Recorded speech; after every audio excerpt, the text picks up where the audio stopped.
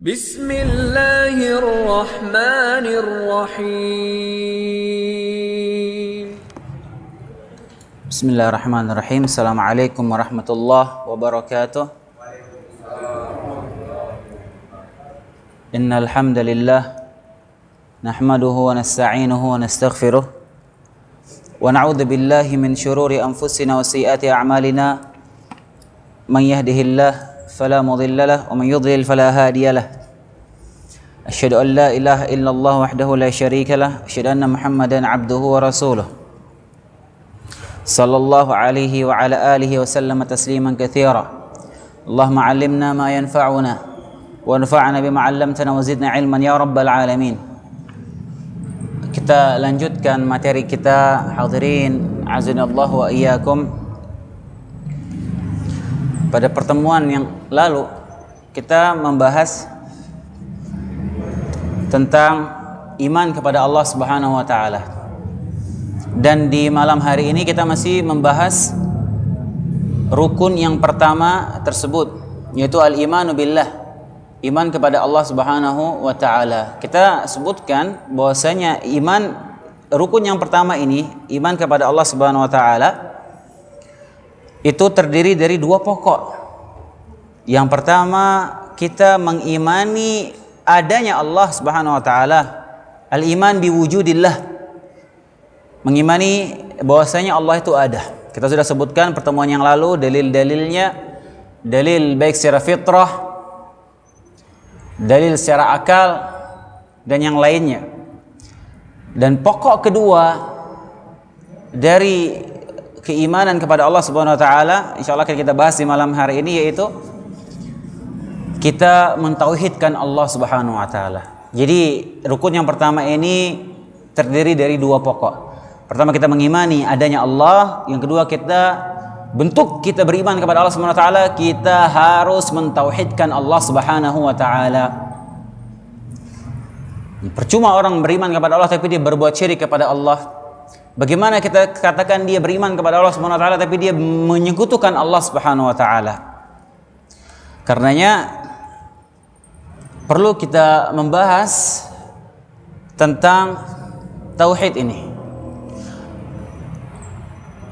Pertama, tauhid itu apa artinya?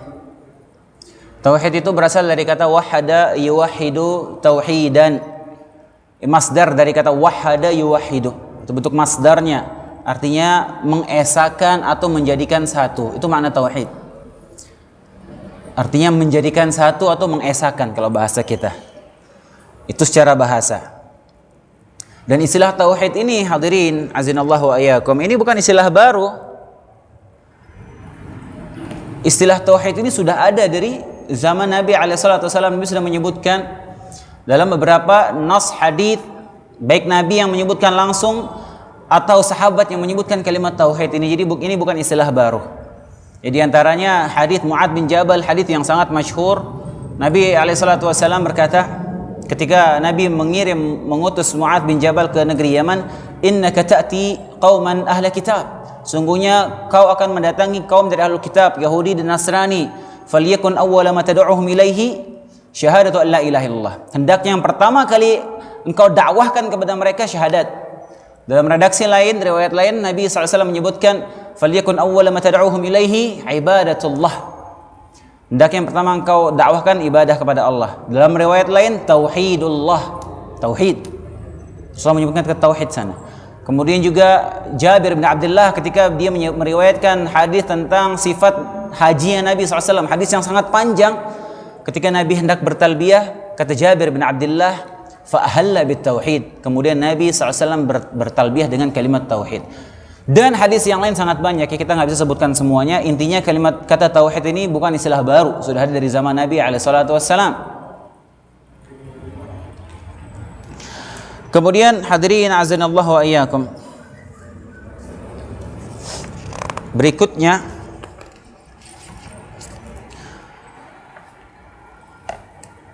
permasalahan yang penting untuk disampaikan. Dan ini ada yang bertanya mengenai masalah ini pada pertemuan yang lalu, mengenai masalah pembagian tauhid. Dan ana minta semuanya memperhatikan masalah ini karena akan Anda menjelaskan ya mungkin sedikit detail mengenai masalah pembagian tauhid ini supaya tidak ada gesekan di antara kita. Jadi hadirin azinallahu wa iyyakum, tauhid itu hukum pada asalnya tauhid itu nggak dibagi-bagi.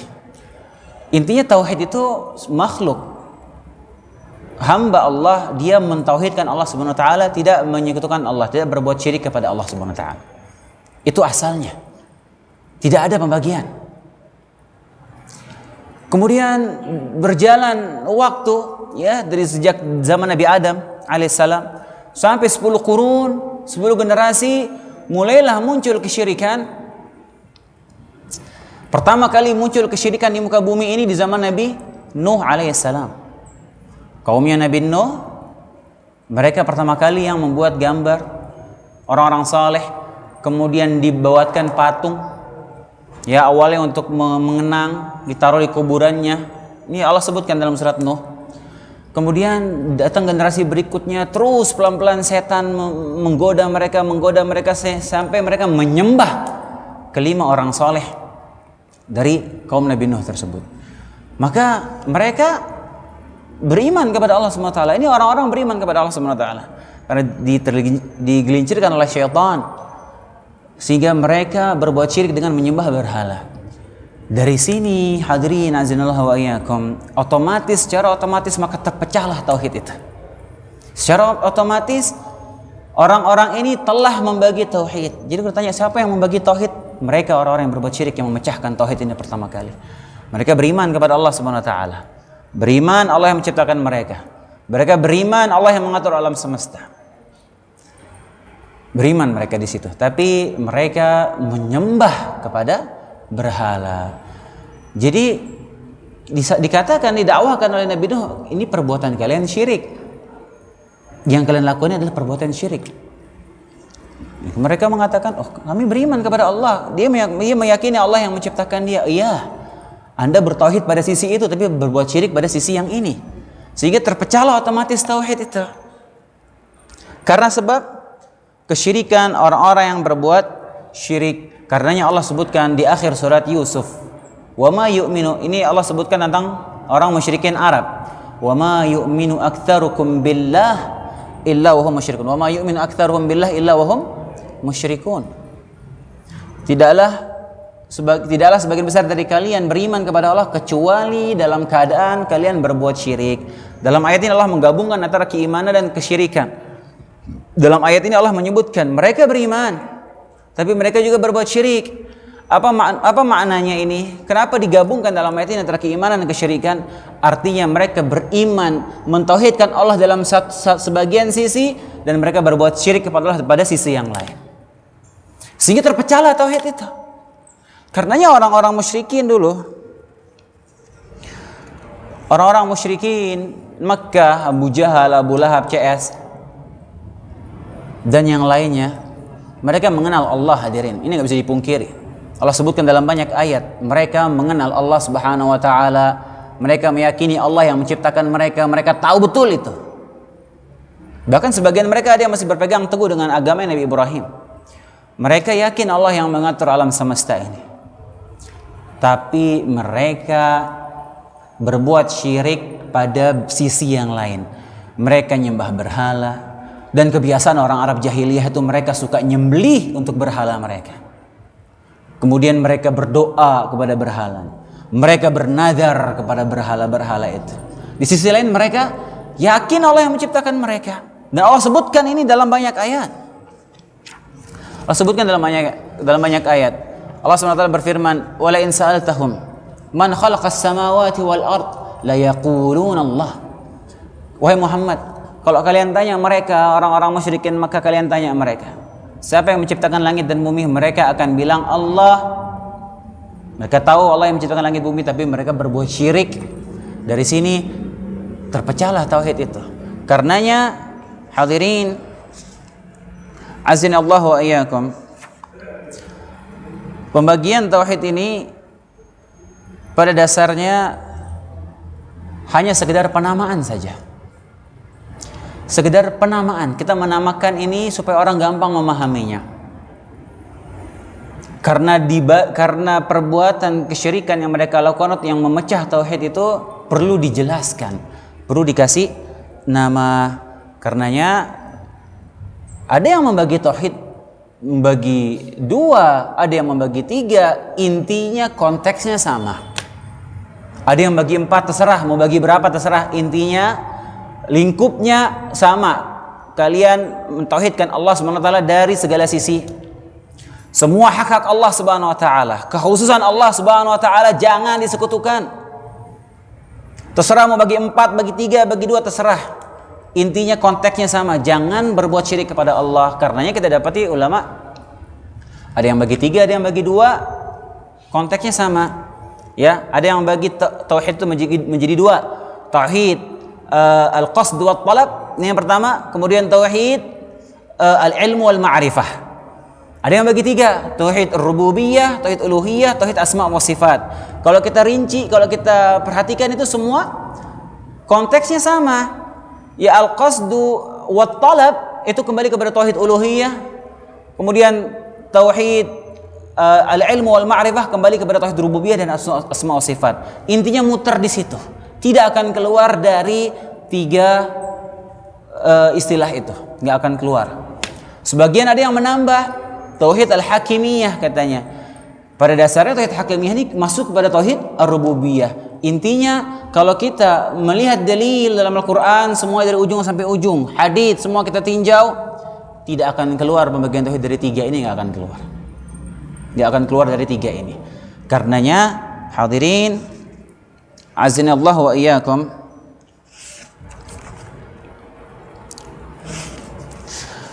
tauhid yang masyhur pembagiannya disebutkan oleh para ulama yaitu 3. Ar-rububiyah, kemudian uluhiyah, kemudian asma wa sifat. Apa tauhid ar-rububiyah itu? Tauhid rububiyah itu berporos pada perbuatan Allah Subhanahu wa taala.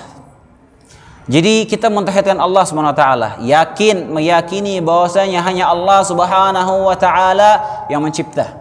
Hanya Allah Subhanahu wa taala yang mengatur alam semesta. Hanya Allah yang menjawab doa, hanya Allah yang memberikan manfaat dan mudarat. Hanya Allah yang memberikan rezeki dan seterusnya. Semua yang kaitannya dengan perbuatan Allah Subhanahu wa taala kita yakini enggak ada andil selain Allah di situ. Itulah kita namakan dengan istilah rububiyah. Ya, ini kita tanya orang, Anda meyakini enggak hanya Allah yang mencipta? Oh iya. Anda meyakini enggak cuma Allah yang memberikan rezeki kepada makhluknya? Oh iya. Anda meyakini enggak Allah yang mengatur alam semesta ini? Oh iya. Nah, itu kita kasih nama tuh supaya kalian gampang memahaminya. Namanya apa? Rububiyah. Yang kedua, uluhiyah itu kaitannya dengan apa? Dengan perbuatan hamba. Tadi rububiyah itu perbuatan Allah, uluhiyah perbuatan makhluk. Artinya apa? Semua bentuk ibadah harus kita serahkan murni kepada Allah Subhanahu wa taala. Semua ibadah kita yang hamba kerjakan, semua harus kita serahkan kepada Allah Subhanahu wa taala semuanya, enggak boleh kita sisipkan niat untuk selain Allah, enggak boleh, itu syirik berarti kita. Nah, itu kita kasih nama apa? Uluhiyah. Istilah lainnya apa? Tauhidul ibadah. Uluhiyah itu artinya ibadah. Makanya segala bentuk ibadah kita berdoa, doa ibadah yang mulia. Kita bernadar, kita bertawakal, kita takut, kita tunduk. Itu semua harus kita serahkan kepada Allah Subhanahu wa taala. Kita menyembelih, itu ibadah, menyembelih, ibadah yang besar. Harus kita serahkan kepada Allah Subhanahu wa taala.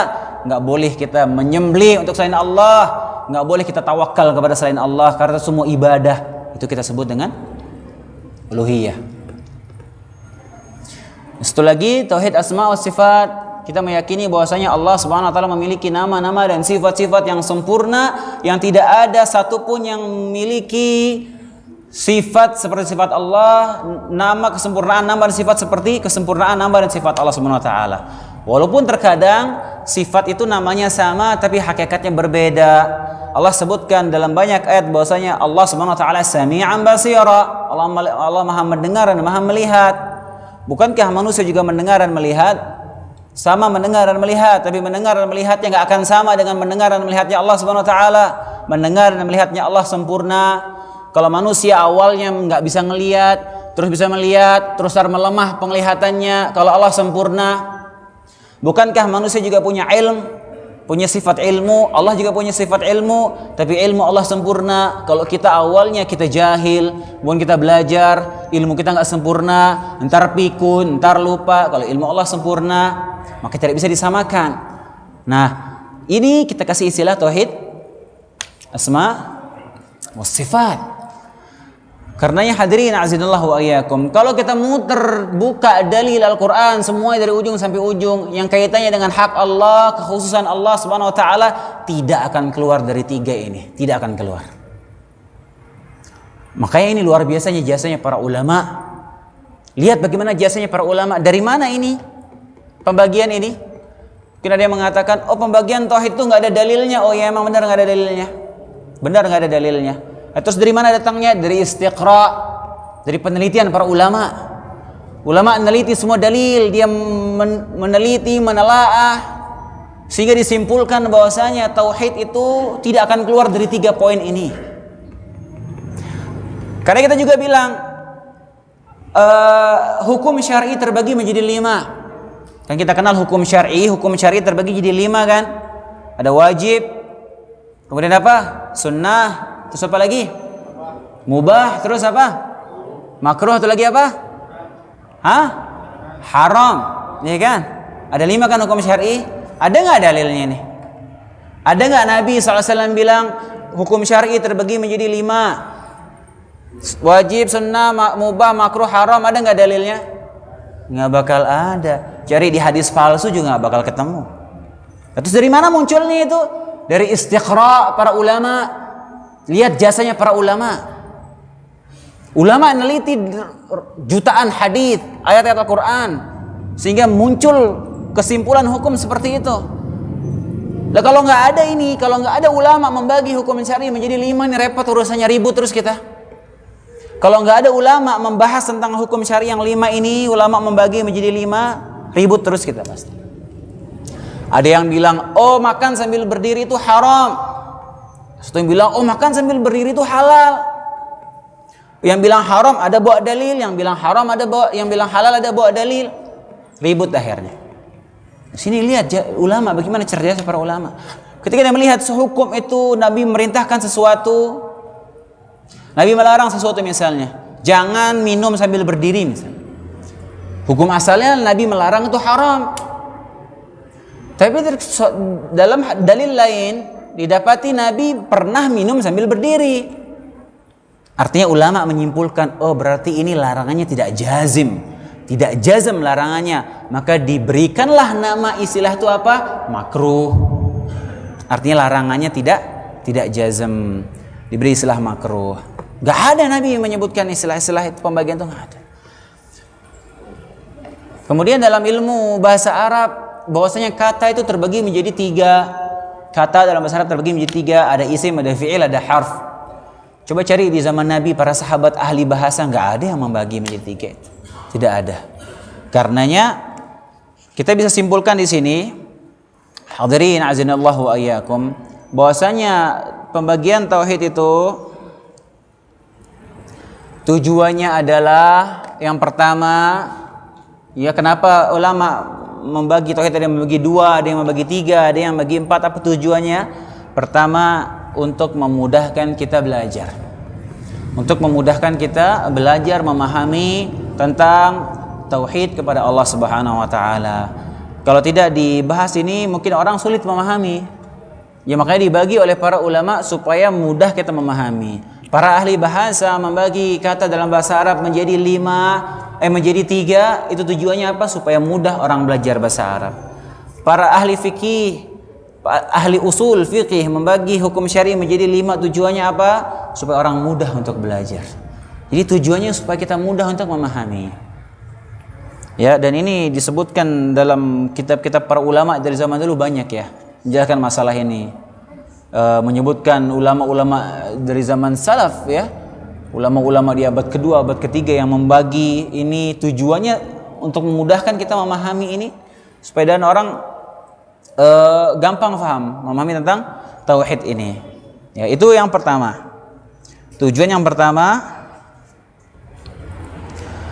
yaitu agar memudahkan orang belajar. Kemudian yang kedua, kenapa ulama membagi tauhid? Menyebutkan pembagian tauhid demikian dan demikian adalah supaya menghilangkan penyimpangan orang yang berbuat syirik, supaya kita menampakkan dan membantah penyimpangan orang yang berbuat syirik. Ya, seperti tadi kita sebutkan di awal, kita disebutkan oleh para ulama pembagian tauhid ini untuk menyebutkan bahwasanya ada terjadi penyimpangan di situ. Dia bertauhid, ia bertauhid, tapi dia berbuat kesyirikan dalam sisi yang lain. Karenanya kita dapati di bukan cuma di Indonesia, bahkan di seluruh dunia ya, di dunia Islam banyak orang yang mereka itu ketika dia memakai jimat atau mereka datang ke dukun, itu mereka nggak merasa berbuat syirik. Mereka nggak merasa mereka berbuat syirik di situ. Karena apa? Karena mereka yakin bahwasanya mereka diciptakan oleh Allah Subhanahu wa taala. Mereka yakin Allah yang mencipta. Mereka yakin Allah yang memberikan mereka rezeki. Mereka yakin Allah yang mematikan dan menghidupkan. Mereka yakin itu. Tapi mereka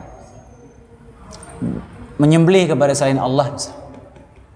Mereka nggak merasa berbuat syirik. Saya yakin Allah yang menciptakan, Allah pencipta alam semesta. Tapi ketika dia menyembelih kepada selain Allah, dia nggak merasa dia berbuat syirik. Maka perlu dijelaskan. Memang betul Anda bertauhid dalam sisi itu, dalam sisi rububiyah Anda bertauhid. Tapi Anda berbuat syirik dalam uluhiyah. Seharusnya Anda tidak boleh menyembelih kepada selain Allah. Menyembelih itu adalah sebuah ibadah yang mulia, yang seharusnya sembelihan itu Anda serahkan kepada Allah Subhanahu wa taala. Saya sampaikan, Anda bertauhid dalam rububiyah, memang betul Anda meyakini Allah pencipta, tapi Anda memakai jimat itu pelanggaran. Anda berbuat syirik dengan memakai jimat. Karena seharusnya Anda bertawakal kepada Allah Subhanahu wa taala, bukan bertawakal kepada jimat. Bertawakal itu adalah sebuah ibadah yang seharusnya tawakal itu Anda serahkan kepada Rabbul Alamin yang menciptakan Anda, yang mengatur alam semesta, yang menjadikan Anda sakit, menjadikan Anda sehat. Allah. Maka seharusnya Anda bertawakal kepada Allah, bukan bertawakal kepada jimat. Makanya perlu dijelaskan. Ya, tujuan dibagi ini supaya orang mudah menjelaskan dan mudah orang memahaminya. Kita sebutkan Allah SWT menyebutkan wala in sa'altahum, perhatikan, wala in sa'altahum man khalaqas samawati wal ard la yaquluna Allah.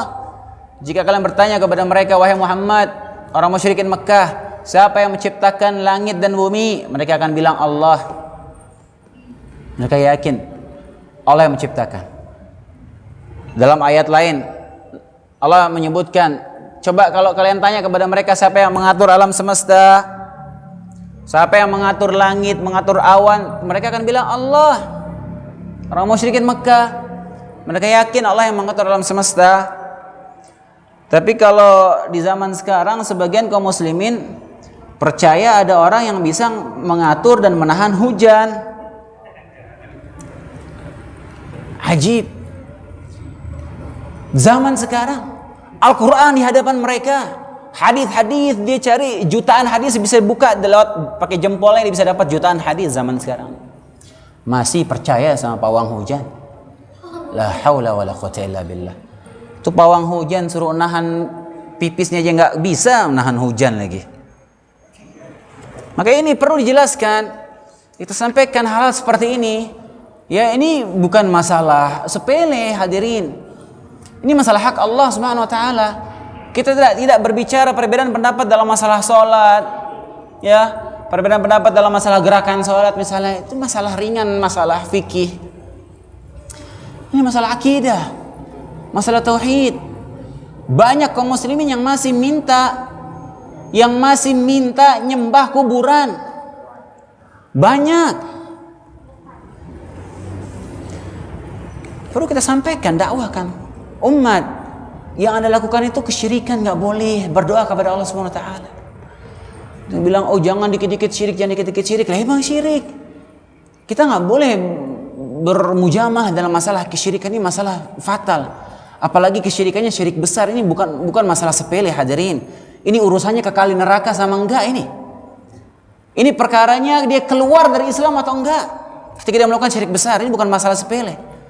Allah menyebutkan tentang orang yang berdoa kepada selain Allah itu ya model pendalilan, ingat ya, bukan ayatnya, tapi model pendalilan ada 10 macam dalam Al-Quran. Dari satu model aja ada puluhan ayat yang menyebutkan tentang sesatnya, tentang bahayanya, tentang syiriknya berdoa kepada selain Allah Subhanahu wa taala.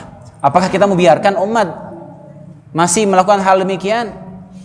Dan di zaman sekarang ini ada yang terang-terangan ya, di luar negeri, bukan cuma di Indonesia, di luar negeri banyak. Terang-terangan dia berdoa kepada walinya. Wahai wali fulan, tolonglah hamba. Wahai wali ini, tolonglah sembuhkanlah anakku. Na'udzubillah.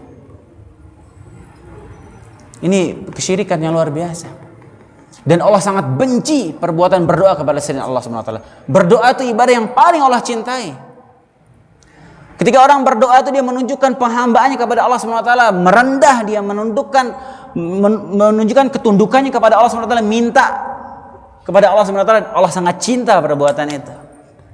Allah sangat cinta, Allah hamba berdoa kepadanya, Allah sangat cinta. Kemudian dia berdoa kepada selain Allah tuh Allah sangat murka. Perlu disampaikan, ya hal seperti ini perlu disampaikan.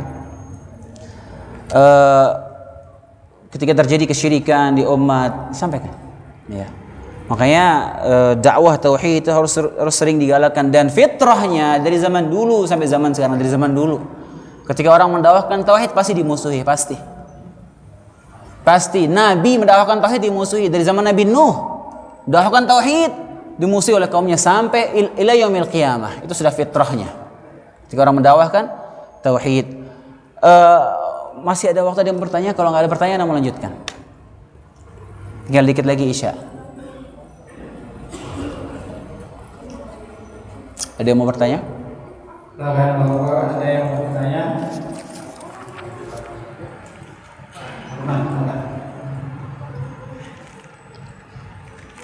Assalamualaikum warahmatullahi wabarakatuh. Assalamualaikum. Masalah kesyirikan ini memang kayaknya agak sulit kita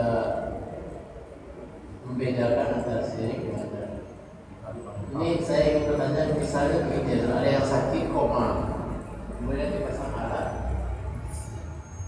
Setelah sebulan atau 2 bulan, dokter bilang bahwa kalau alatnya dilepas dia akan mati, meninggal.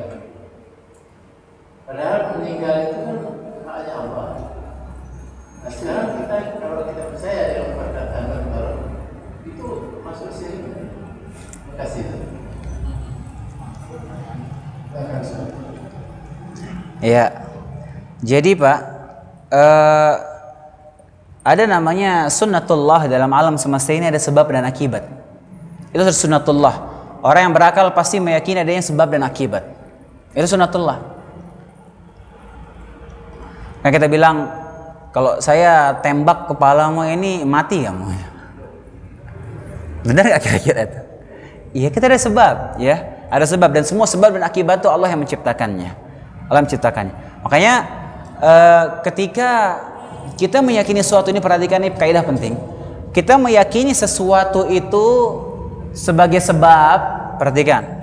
Kita meyakini sesuatu itu sebagai sebab, itu harus berlandaskan 2 dalil. Kalau nggak dalil syar'i, ada ayat atau ada hadis yang menyebutkan itu benar-benar sebagai sebab, atau yang kedua dalil akli yang merupakan ini sebuah dari penelitian yang sudah jelas, penelitian ilmuwan modern yang sudah jelas ini menjadi sebab, ini bisa ada khasiatnya. Misalnya kita meyakini bahwasanya paracetamol itu bisa menurunkan panas. Kalau kita yakin itu syirik nggak kita? Enggak, karena memang benar ini hasil penelitian dan terbukti. jelas. Ya, terbukti jelas paracetamol bisa menurunkan panas, sudah penelitian. Maka kita yakin kita minum itu untuk menurunkan panas kita dengan kita yakin bahwasanya Allah yang menyembuhkan kita melalui sebab obat ini. Obat ini bisa membantu kita sembuh, turun panas. Itu nggak apa-apa. Lain halnya dengan orang pakai jimat. Dia pakai jimat, dia meyakini jimat ini akan melindungi dia. Dalilnya apa? Dari mana kok dia yakin jimat ini bisa melindungi dia dari musibah, bisa melindungi dari penyakit? Gak ada dalilnya, gak ada buktinya. Ya, wallahualam, mungkin demikian dari saya. Kurang lebihnya saya mohon maaf. Nas'alullah ta'ala yuwaffiqna jami'an lima yuhibbu wa yarda wa ya'khudh bi aydina ila siratal mustaqim wa yaj'alna hudatan muhtadin. Wa sallallahu ala nabiyyina Muhammad wa ala ali Muhammad. Wa akhiru da'wana alhamdulillahirabbil alamin. Assalamualaikum warahmatullahi wabarakatuh.